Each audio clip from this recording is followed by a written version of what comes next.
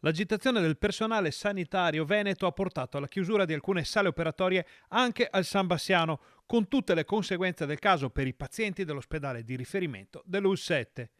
A dare notizia in seguito allo sciopero degli anestesisti è la consigliera regionale del PD Chiara Luisetto, che chiede subito una riorganizzazione seria e investimenti, anche a Bassano.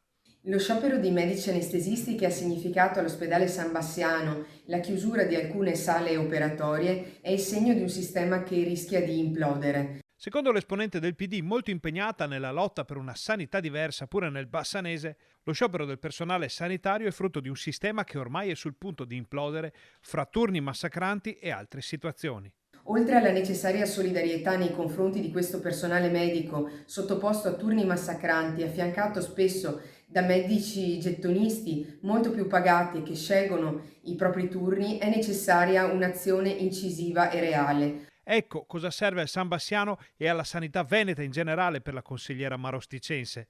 Una riorganizzazione interna a livello ospedaliero e un investimento maggiore sulla professionalità e la dignità del lavoro di questi professionisti messi davvero a dura prova da un sistema che non li riconosce e non li sta supportando. E ancora una volta torna alla ribalta una dinamica che riguarda sia il personale sia i pazienti, ovvero il rischio di un travaso dal pubblico al privato in termini di utenti e di professionalità.